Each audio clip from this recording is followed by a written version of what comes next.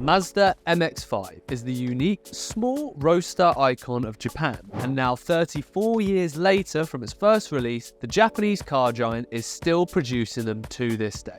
Welcome to AutoNerd, your car-friendly YouTube channel for all information and knowledge regarding sports cars. If you do enjoy this video, remember to subscribe, like, and comment along the way. Over time, cars might have got bigger, cost more, but Mazda have been able to keep the MX-5 fun, small, and affordable after all these years. The current MX-5 design has been around for some time now. It continues to produce the same mainstream models, this elegant and highly reliable frame. Around the front of the car, we have upgraded slim LED lighting, making the MX-5 more notable at night. Now riding a bit higher than before, with alloys being 15 inches and 16 inches depending on model sizes. The hardtop version of this car makes the MX-5 more defined and less exposed on looks. With the soft top down, it offers that more fashionable look and approach. With the new range of colours, not much has really changed in the way of design and look of the MX-5, apart from the headlights. They've definitely had a big change over the years. This car still holds the expression of Japanese design the way Mazda want it.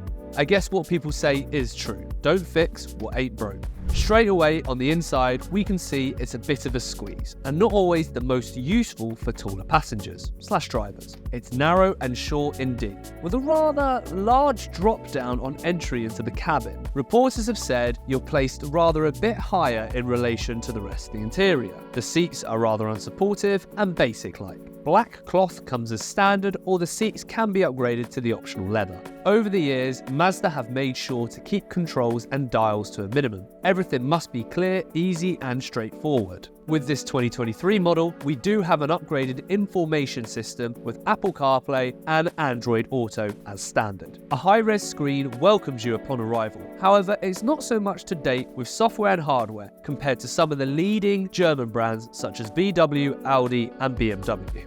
Mazda have done a whole new makeover on this 2023 engine. Over the old Mark III MX-5 engine, usually you'd find a 1.8 litre. However, this has now been replaced by a 1.5 litre motor, weighing 14 kg less. Lighter rotating parts, custom steel crankshaft, exhaust system, and new intake. However, we have a new 2 litre engine option as well. This 2 litre engine has undergone a grand upgrade over the previous model. Revised camshafts, exhaust valves, throttle valves, and a new intake. After you list all these differences, reporters have said when driving around you can really feel a difference. Both of these engines are a 4-cylinder, naturally aspirated, sharing a 6-speed manual transmission. Regarding the 1.5 litre engine, that keeps the car under 1 tonne with a total weight of around 970 kg. That's roughly around 2,150 pounds, helping offset this rather 111 pound-feet of torque, which is generated at 5,000 RPM. Power comes in at 129 brake horsepower at 7,000 RPM. The 0 to 62 miles an hour only taking 8.3 seconds, with a top speed of 127 miles an hour. With the soft top model being quicker, as the extra 40 kg of roof on top, this means it will take 8.6 seconds for a hard top model. So a hard top over a soft top is 0.3 seconds slower on the 0 to 62. Coming over to the 2 litre engine, it will do a 0 to 62 miles an hour in 6.5 seconds, which is 0.4 seconds quicker than the previous 2 litre model. It feels quicker and more nimble for sure.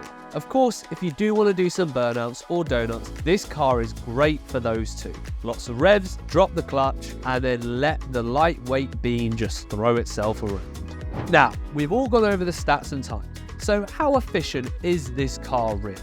Mazda claims the fuel efficiency has improved hugely on these newer models. The 1.5 litre car produces 139 grams per kilometre of CO2, with an amazing economy driving style of 47.1 miles to the gallon. So around the cities, you can see lows of 25 to 30 mpg.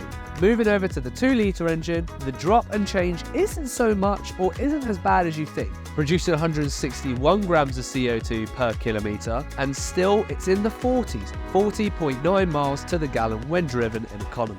Reporters have said this Mark IV MX-5 gives you an overall review of driving in one word: fun. It doesn't feel heavy, the car is super light to handle, it can pinch and move beautifully around corners, and you do feel that lean on the outside tyres for sure. Throwing this down a country B road in Britain, you will feel that this chassis is maybe a little too light on this car. It's sort of lacking the way of support where it just needs to be there a little bit more for you when it's been used a bit more rougher. With suspension lacking too, you feel every bump and change in the road, right through to your bottom. As the springs should really catch most of these, however, reporters have said it's kind of lacking in that department, just a little. So, after a little brief look around this car, what are your thoughts? Let me know by commenting down below. Moving over to the price point now. Starting off with the MX-5 Prime line, which is the 16 alloys and the 1.5 litre engine, comes in at £25,800. So that's $32,810.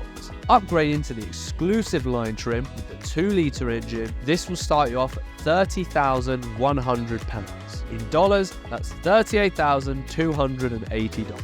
So, let's have a quick recap on this car. Its lightweight, rear-wheel drive traction helps translate the power output of an amazing 6.5 second dash on the 2 litre, or either the 1.5 litre or 2 litre engine, both using a 4-cylinder naturally aspirated with a manual 6-speed gearbox. MPG is rather good, sitting at around 40 to 48 miles per gallon on eco driving for both engine sizes.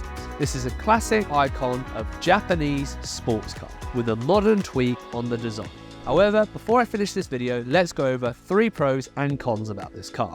Cons. It's not really an ideal car for taller driver or passengers. You are cramped a bit, so best leave this car off the price list if you do crack over that 6-foot barrier. The chassis is a bit too light. You feel almost a lot of vibration with this car, and it doesn't have its own weight to make you feel confident or even that bit safe. And now, I am getting picky here for the last one, but the overall design. It still looks and feels outdated by 5 to 6 years. I would like to see some new design details, or maybe bring out a whole new MX-5 Plus or MX-5 maybe. You know, I'm just being picky here now, but I would like to see something a little bit different and a play on from the MX-5. Pros: the improvement on the engine, lighter rotation parts, custom steel crankshaft, exhaust system, and new intakes. The fact both engines come with a 6-speed transmission just makes motorway driving at 70 miles an hour that bit more economical. And lastly, the fact Mazda hasn't needed to change the design of this car in 30 years plus. And you all know this is an MX-5, whether you look at a 1998 MX-5 or a 2020.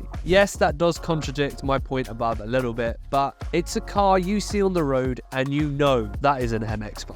Thank you so much for watching this short review of what is a unique, iconic Japanese classic. Also, as well, thank you for 1,000 subscribers. And if you haven't already, please do subscribe. And remember to like and comment on these videos if you do enjoy.